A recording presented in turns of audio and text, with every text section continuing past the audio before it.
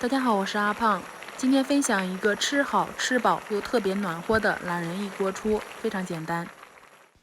首先大碗中加入400克面粉，1把葱花，再用200毫升的凉水和面。面团揉光滑，像这样就行了。然后直接拿出来，放在案板上，把它搓成长条，再平均分成16个小面剂子。再把每个小面团揉一揉，捏一捏，最后搓成椭圆体，像这样。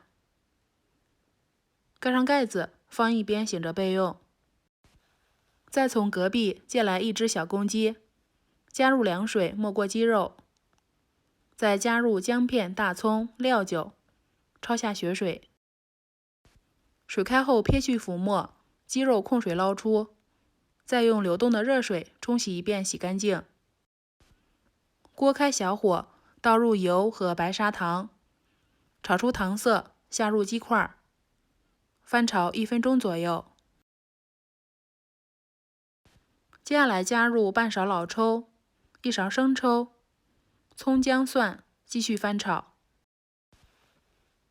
再加点大料、盐进来，最后加入热水没过鸡肉，大火烧开后转小火，慢炖40分钟。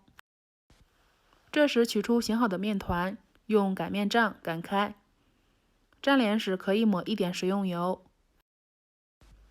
厚度大约2毫米，像这样就可以了。再提前把黄花菜、海带、腐竹、榛蘑、木耳提前泡发，鸡肉煮40分钟后加进来，喜欢吃什么菜就加什么菜。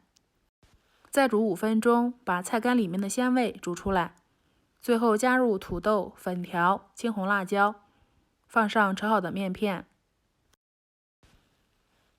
摆放的时候中间留点空隙，全程开小火，最后再煮10分钟就行了。我看到后身体就特别暖烘烘的，虽然还没有吃。太香了，简直太香了！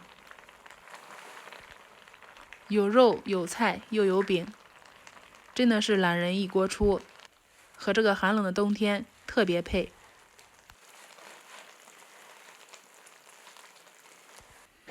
鸡肉特别软烂又入味，牙齿不好的吃起来都不费劲，蔬菜也是非常的好吃。今天的分享就到这里了，我要赶紧吃饭了，这样身体就暖和了。